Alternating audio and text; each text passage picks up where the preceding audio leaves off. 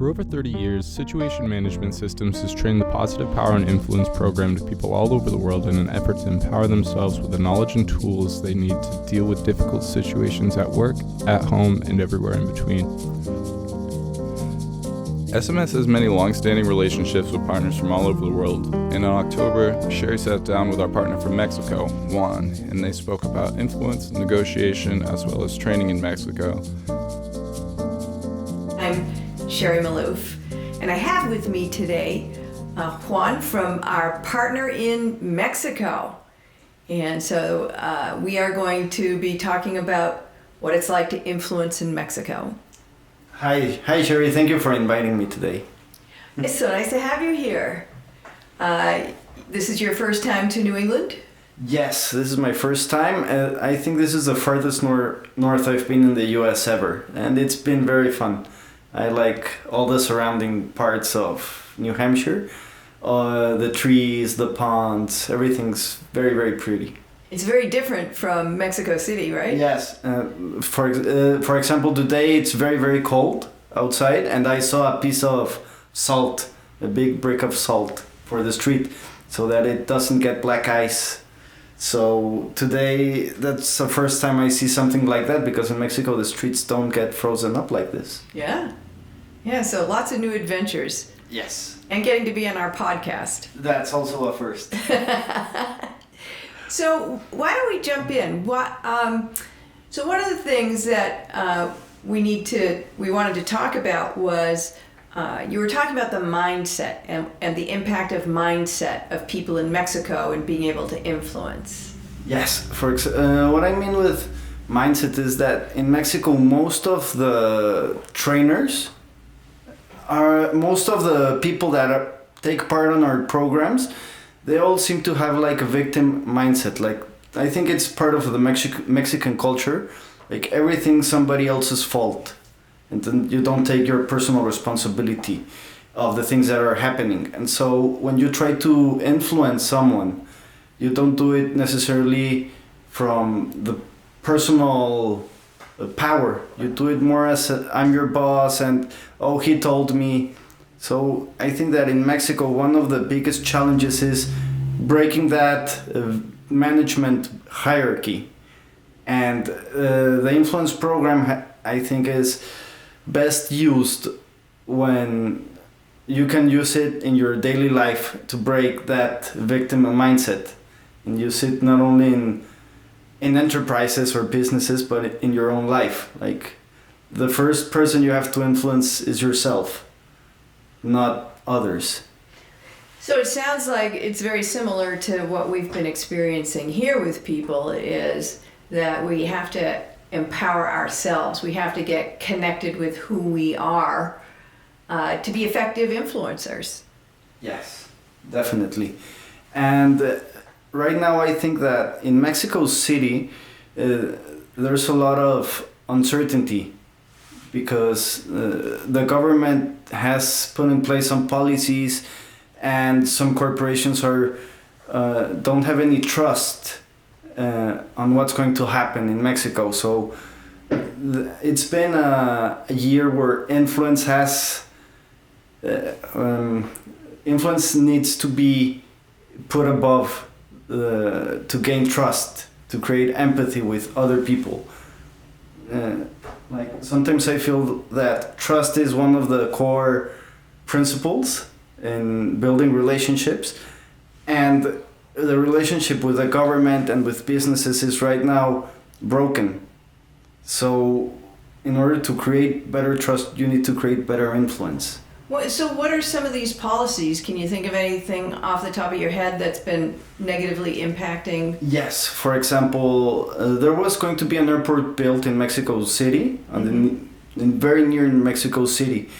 And once the new president entered, he said, no, this airport is a no-go. I'm going to create another airport a bit further down.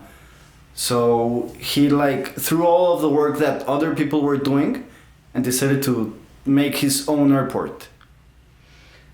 So the problem is that the perception is that he only takes into account what he wants to take into account. Like he's a very selfish president in that way. So, is Mexico dealing with some of the same things that we see here? There's corruption and... Yes, but besides corruption, there's also inefficiency. Like you can be corrupt. Like Mexico is a very corrupt country.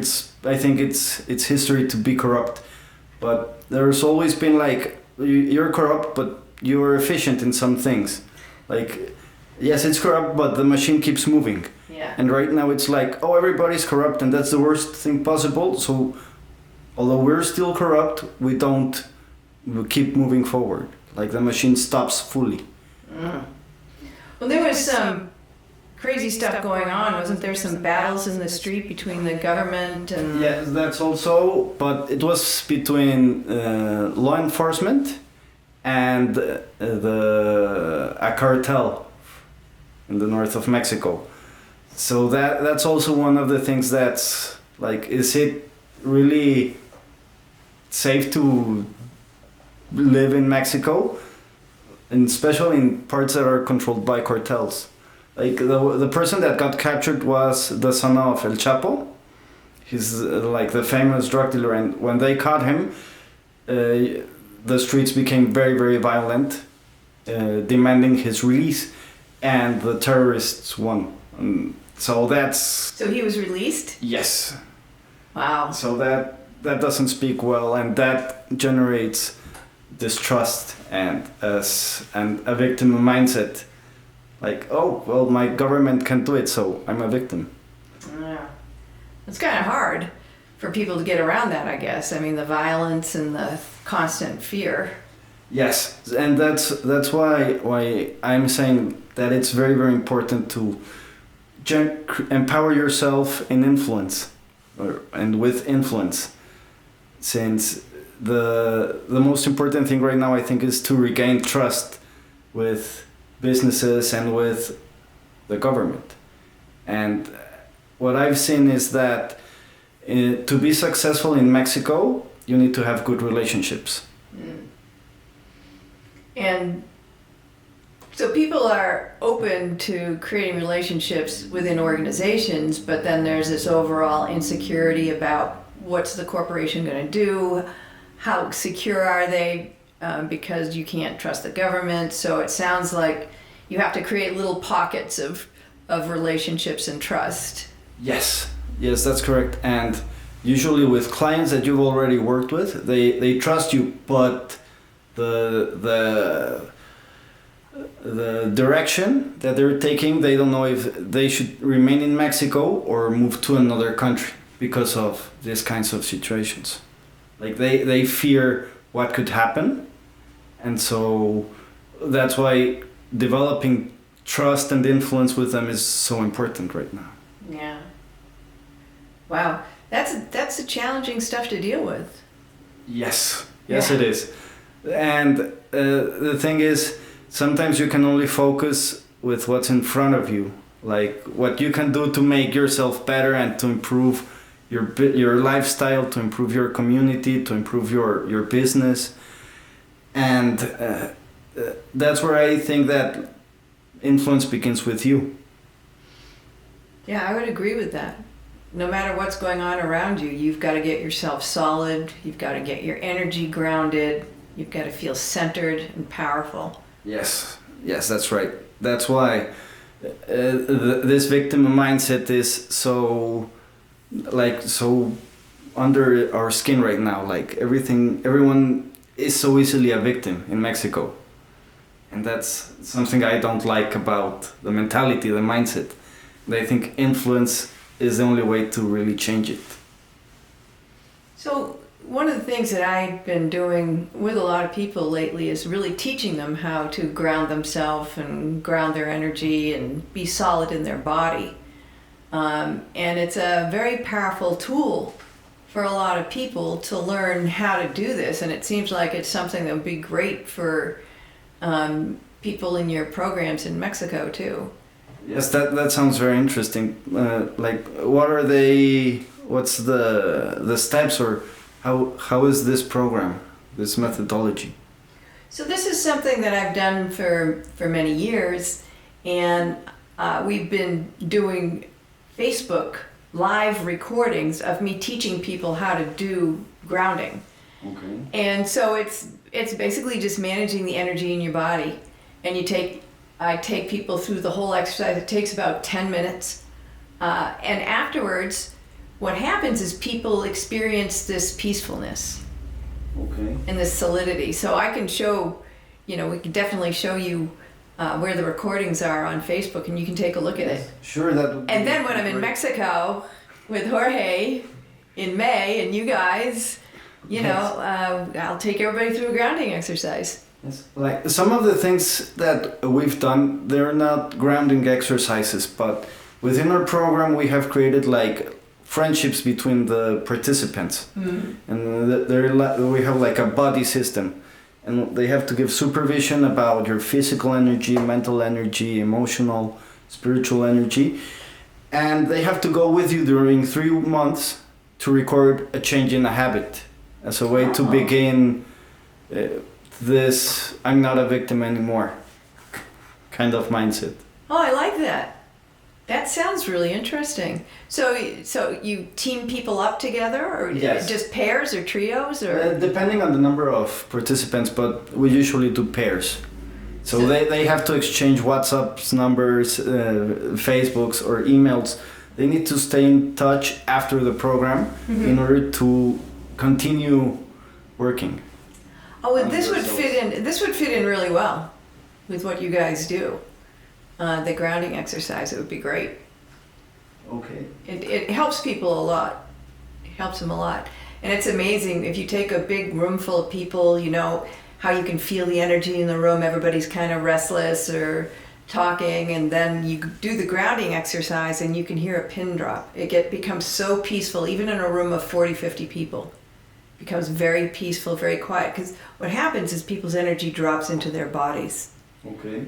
And you can actually manage a lot more when you're centered and when you're grounded. You're more powerful, you're more authentic. It's easier to connect with other people. Okay. So it's a great exercise. Yes, I will love to see one of them. Yeah, yeah. So that's a cool piece about energy that we've been doing. So you said you liked the neural networks piece that we added to the program. Talk to me about that. Why do you like that? What's your favorite part about that? Well, I really like it because it's very, very clear for me to see the impact on the participants that come to the programs. When you're explaining with an exercise, the neural task network, the positive task network, how during an exercise you can forget you're hungry or cold, you're just focused on your objective. I think that's one of the things that caught my eye most, because sometimes we lose focus about our body, about our energy, about what we feel, about the relationships near us, because we're just too focused on the task and we're just too focused on the objective, and we forget about picking up little grains of salt in the street that are new to us. Yeah. So that's one of the things that caught my attention the most, that you can take a moment to relax from objectives and everything and be with yourself as a default mode. In your body is so wise that it gives you a default mode to feel how you are feeling, to sense your emotions, to sense your thoughts, and to reflect on you, yourself. Well, the default mode network is also about connecting and understanding your relationships with other people. Because that piece of it is an important part, because we spend a lot of our time thinking about what's our relationship like, how are we connected, what's, what are you thinking, what's going on in your mind, in terms of thinking about somebody else. So not only is it for understanding yourself, but it's also really about understanding where I fit in regards to the other people in the room. What are our relationships like? And trying to understand what's important for other people. That's a big part of influencing, right? Yes, being aware of other people and yourself. That's the other thing. It's not just to be on the objective, but to be with the other one. Yeah, and the more I understand about you, and the more I understand about what's going on for you, I can do a better job of influencing with you. Yes, of course. You know, it helps me with all the styles, all the influence styles. The more I know, the better I can do. Yes. And of course, being in touch with someone else, that's also a way of showing power. Like the way that you reach for someone, the way you ask for something, regardless of their culture, like I think that's very impactful. The way that maybe just a few words can move whole ideas, move the energy of a room. Yes. I mean, it's interesting when you really pay attention to that energy. And of course, one of the things that I always talk about is the fact that influence, you know, is between us. It actually occupies the space between us. I can't influence you against your will. There's got to be something that I'm saying that draws you in, that's important for you, that touches you in some way, that gets you to open up and be open to being influenced by me. And of course, everything that happens between us is a product of whoever's in the room. Yes. Right? So we each bring our history, we each bring who we are, what we did this morning, whether it's picking up a piece of salt off the road or commuting or whatever it is. We all bring in our experience and our history to every conversation we have. Yes. And so that's a powerful thing that a lot of people don't remember. No, like everybody's just sometimes on their own track, and they're not looking to see the trees or other people that are there. Yeah. And I read a quote from Sue Grafton. I'm a big fan of her. She writes mystery novels, and I was reading a book that's, I think W is for Wanted. I think that's the name. And it says a quote. It says, "Why is it that other people's plans often seem ill thought out, while our own make so much sense?" And I think that's aligned to what we're saying right now. Like, you're on your own path and you think this is the best plan, and when an outsider looks at you, he says like, that's folly, that makes no sense. Yeah. And it happens the same the other way around. Like, you can see someone that's buying a house and you're like, that's not a good idea, and maybe they're saying it's the best idea I have. Yeah. Yeah, I mean, it is all perspective, right? It is, how are you looking at things and how do you connect with other people? One of the things, too, that I think people are very unaware about is like their body language, their tone of voice, the facial expressions, the words they choose. All of that creates an impact. And some people are fine with the impact, and other people we push away. Yes, and you're mostly not aware of your own body, the movements, the volume. You're not sure sometimes how the other one perceives you. Yeah. Now, I mean, it's interesting because, you know, our cultures are very different, the American culture and the Mexican culture.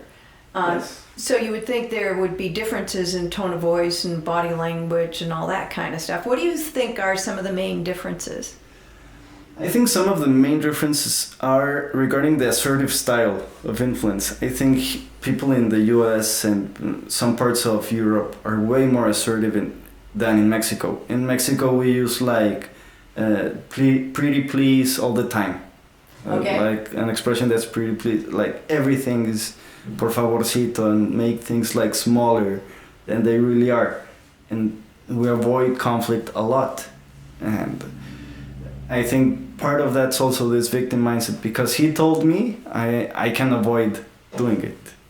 or taking responsibility because someone else told me to do it. So I think that's a difference. And the other thing is, I think that in Mexico people are very, very friendly, but you don't trust them as much as you would some other people. Like, I know they're friendly, but I don't know if I can trust them. So it's kind of like a double standard. Right. That I think it's different in the US because here people are more assertive, more on their own track. So when it comes to relationships, it sounds like you got to get over some kind of hump in Mexico where you finally do trust somebody.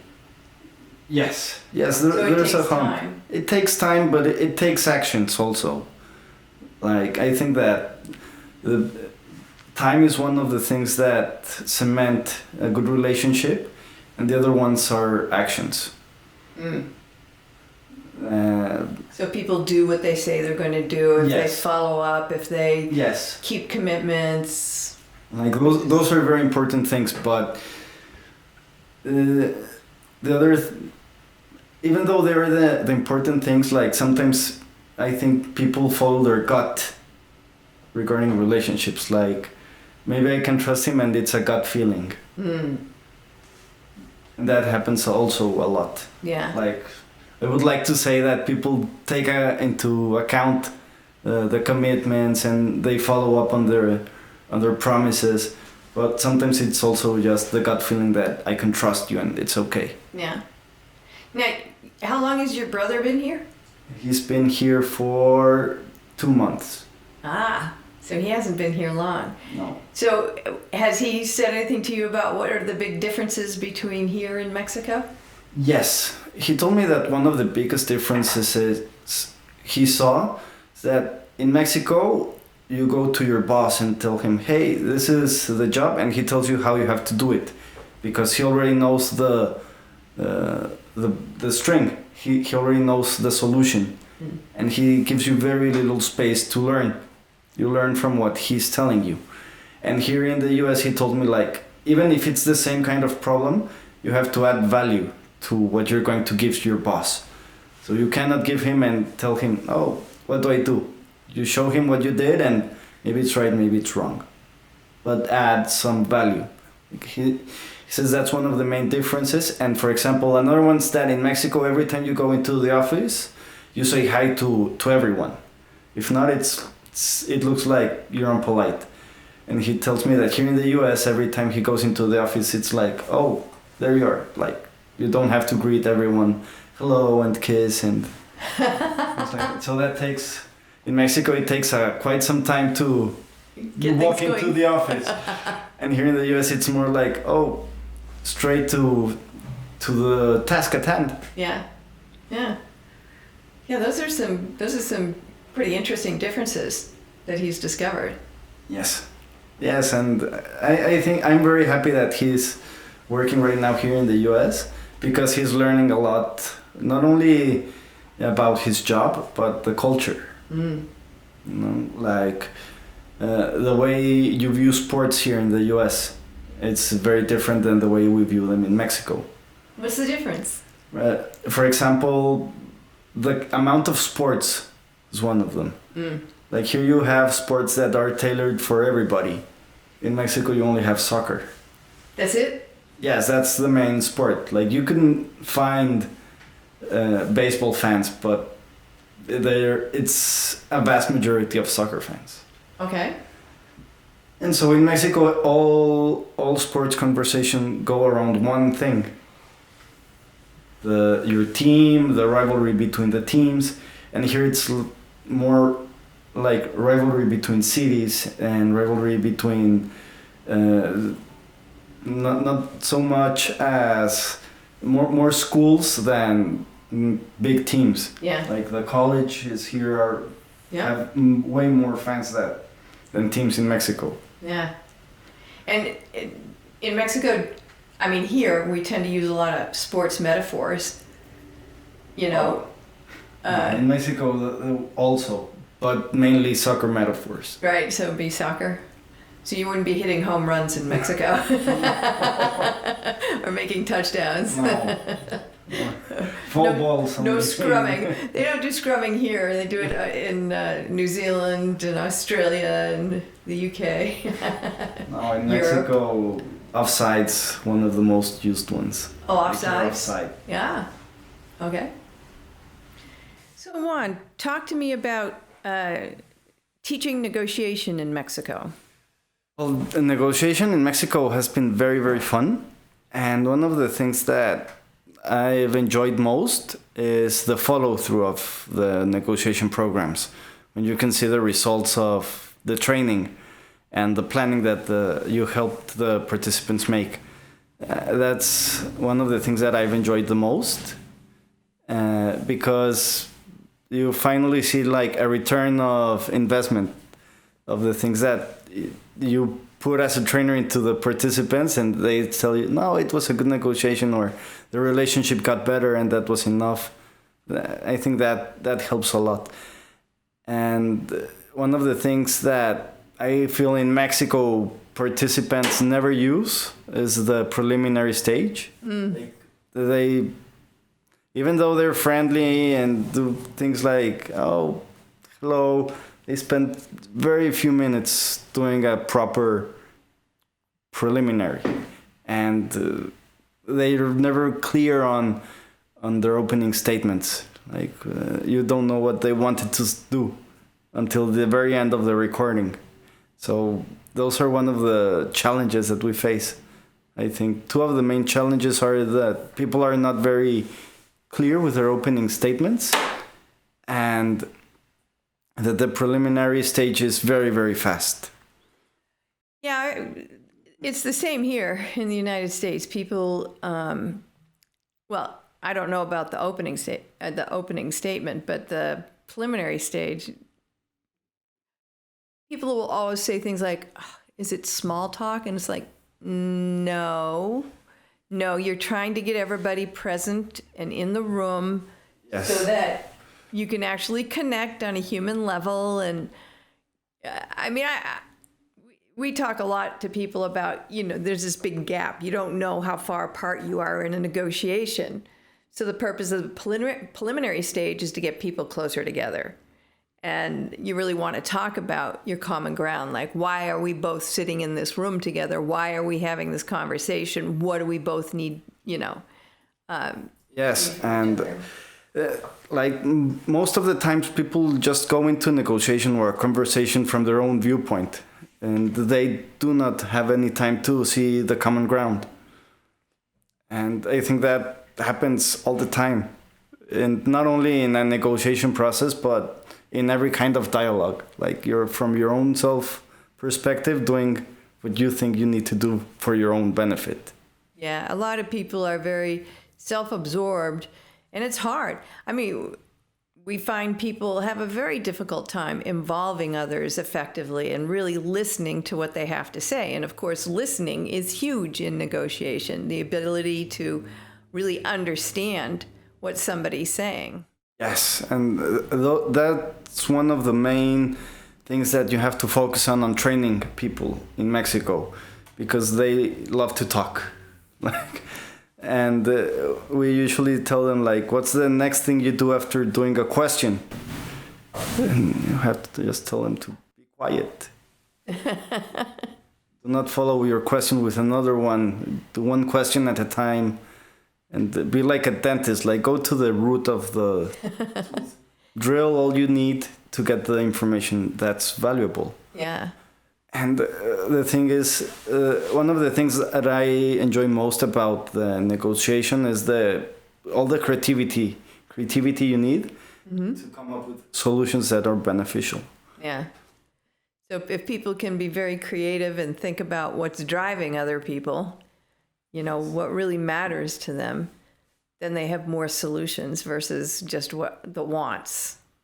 Yes, and usually when you only have one solution to a problem, the solution's not going to come. You need to have alternatives to any kind of thing.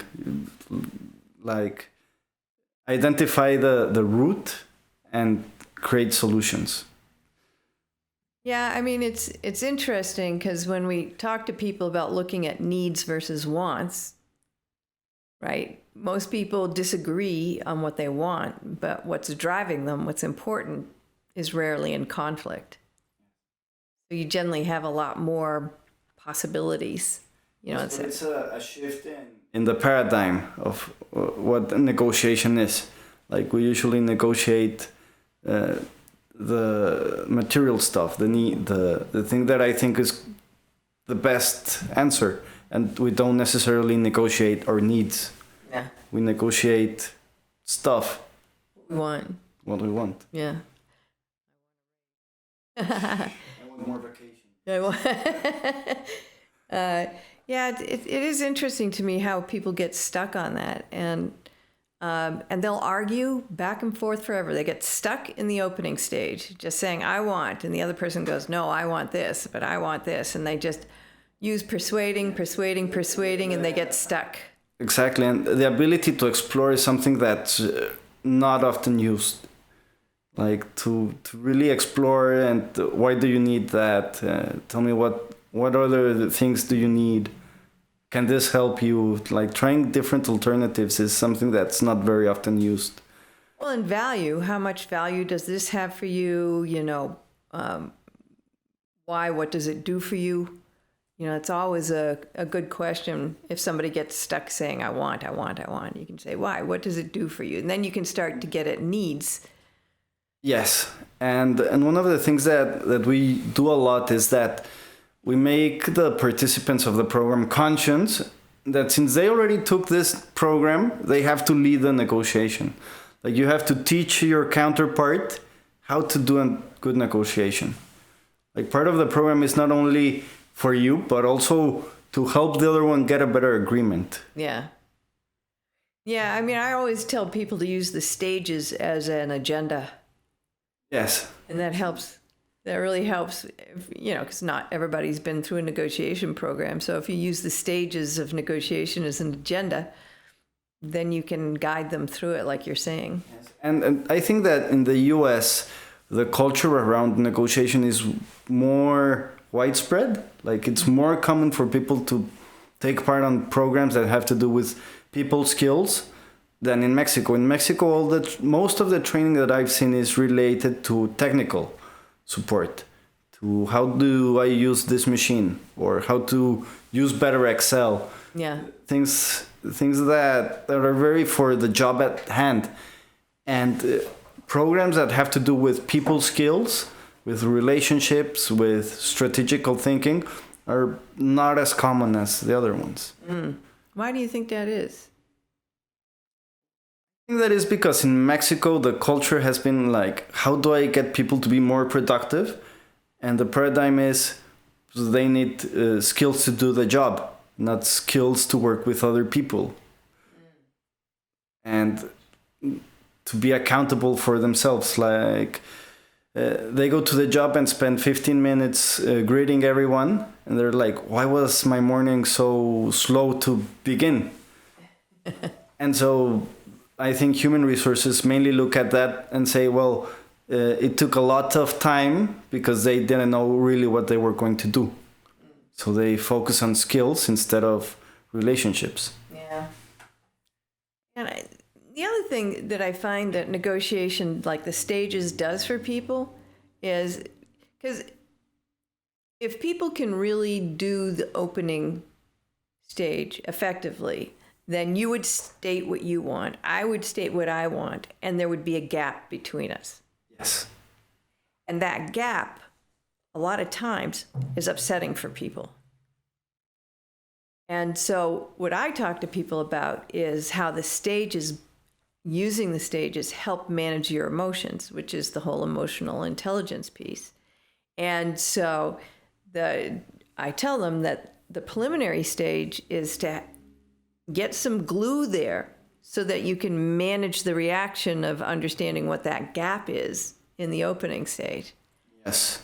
If they can manage their reactions in the opening stage, then they can get creative in the I've seen during the films that when we film the participants, when they do the opening statements, how people's blood run all the way to their face and they turn red with anger, like what you're saying is impossible, and Yeah. you really get very emotional. Yeah. And I think that if they don't do a good preliminary stage, then the emotions arise way faster. Yeah.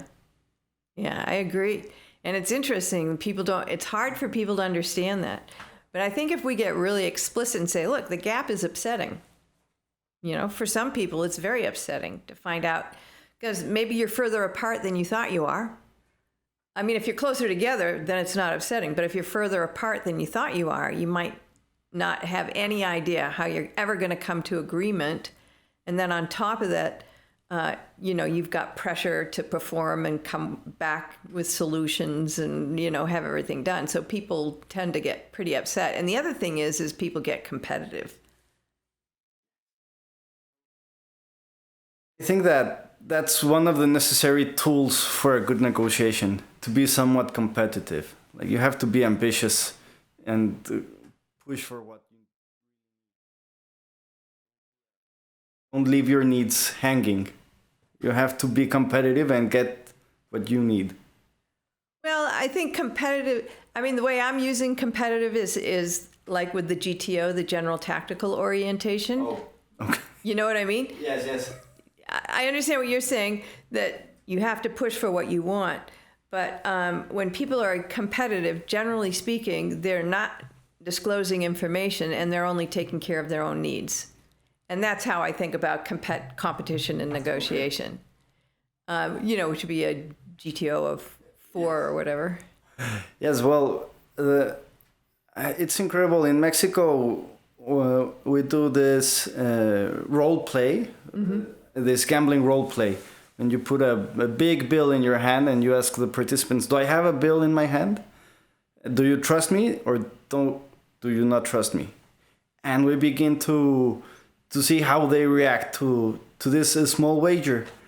And you see that most people do trust the instructor and others don't. And even though you bait them into taking the bet, they pull further apart. And we use that as an example of trust as one of the core elements.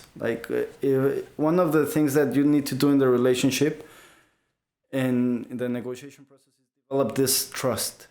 And this is a good example because at the end you ask them, well, if I have the bill, are you willing to wager the same amount that I'm telling you? And so people begin to say yes, no. Some people go way further into the negotiation, just saying, yes, I don't have it and I'm willing to wager a lot more money. At the end, it's all a game, but people feel the exercise of trust. Why did I trust him? Why did I not trust him? Right. Yeah. And Red Blue does that too. It's an interesting exercise to use with people around negotiation, just because, it's trust, it's communication, it's all those pieces, and people get to experience all the emotions that tend to come up with negotiating. All of the way that people handle the emotions, I think that's one of the main differences between an average negotiator and a plus ultra negotiator. Yeah. The way they handle their emotions. So you were saying that the way you talk to people about emotions, did you say 4 pillars? Well, it's regarding emotional intelligence. One of the concepts that we use often in Mexico is the 4 agreements of Dr. Miguel Ruiz. Los 4 acuerdos. And the first one is to be perfect with your words. What you speak will become truth. And what you speak impacts the other one. So you have to be very careful with the choices of words that you use. I was, for example, right now during this podcast that I'm using the word competitive and you're using it in another way. So I have to be very careful in the way that we're going to use the word, so that we are on the same page. Right. The second the second agreement is to not take anything so personal. And not everything was meant to harm you or to benefit you. Right. So that's one of the main focal points of disengaging, I think, that it was not for me, it was meant for someone else. That helps a lot, especially in negotiations, when you're saying your opening statements. Okay, his opening statement was not aimed at me. It's just an opening statement. That's right. So do not take it personal. Right. You don't have to feel angry because he said something that you feel is irrational. Just an opening position. Just an opening position. And you have to be aware of that. And that happens with everything in our lives. Like, if I'm a tourist here, things are going to be good, things are going to be bad, but you cannot take everything like personal. Yeah. You're in traffic and someone closes your way. Yeah. You're not saying, "Oh, he did that because I'm here." He just did that. Yes. Not personal. Right. The next one, the next agreement is to don't guess and do not assume. So most of misunderstandings come from guessing what your position is, or guessing your feelings, or guessing your emotions, and assuming that you're okay with it. Right. And the point of this is just to make things clear. The more things that are out in the open, the better the solution you can find.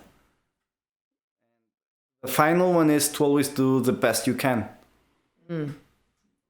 No matter what you're doing, even if it's drinking coffee or doing a podcast or traveling, or just have fun doing the best things that you can. Yeah. And at the end of the day, you're not going to feel burdened by regret or guilt that I did not do it, or I could have. Best, you have no regrets. And all of these 4 agreements come from Toltec culture, so it's very, very ancient. Yeah. Yeah. Wisdom from Pepe took me into the museums. It was so great when I was there, and just see the cultural background. Yes, he's a good friend of mine, and we often have discussions about some of the Mexican histories. It's an amazing history. Yes, it's very ancient. Yes. And when I came away from that visit, I had a different feeling and a deeper respect for the history of Mexico. Yes. From my time with Pepe in the museum. Well, Pepe is very knowledgeable. I think that regarding Mexican history, he's one of the most up-to-date people. Like, he always researches what's going on. Yeah. And he reads a lot about the history of Mexico. Yeah. Especially those Indian civilizations, pre-Hispanic. Yeah. Yeah. Some interesting stuff. Really interesting stuff. One of the things that we found with teaching people about emotional intelligence, and this can apply to both negotiation and influencing, is how powerful the bridging style is for it. Because, the definition we use of emotional intelligence is the ability to handle the strong emotions of myself and other people. And so in order to handle them, I actually have to be aware of them, right? Yes. So the first step is be aware. But then with the influence styles themselves, bridging, what I tell people is disclosing is the most effective way to deal with your feelings if you've got some negative feelings in the moment.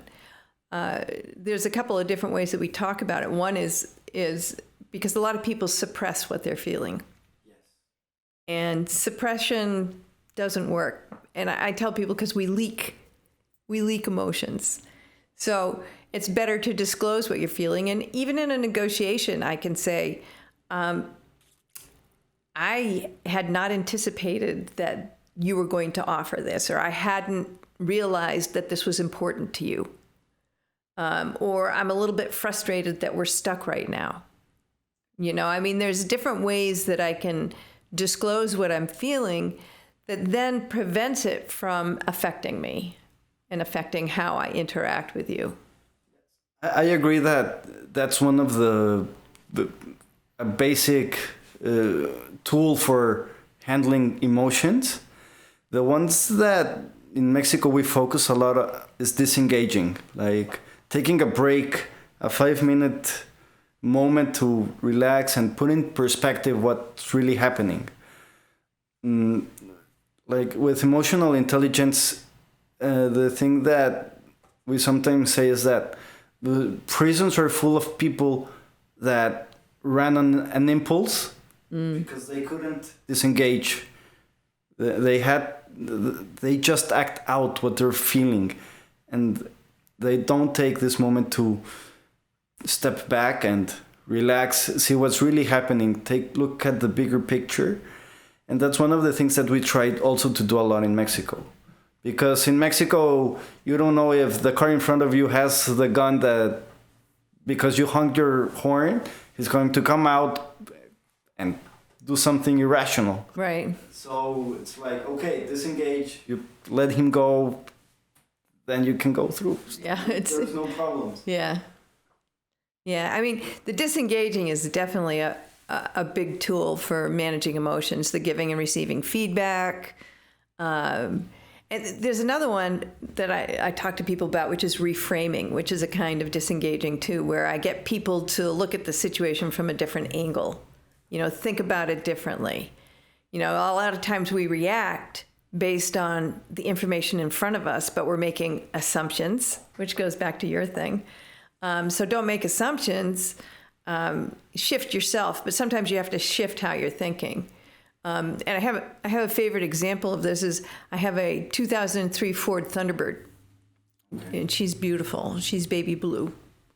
And so baby blue and I were driving along, and we wanted to turn into a strip mall. And so I was in a turning lane. There was 2 lanes in each direction, and I was in the middle. And there was a guy that was completely in my way. I mean, he just had to move forward, and I could have gone into the parking lot. And then all of a sudden, he looks up at me, and he goes like this. He puts 2 fingers up in the air, 2 thumbs up in the air. And I'm looking, and I'm like, why are you giving me thumbs up? You're in my way. And then I realized, and this is where I reframed, oh, he's giving me thumbs up for the Thunderbird. So the reframing is an important thing to be able to do in the moment to shift yourself.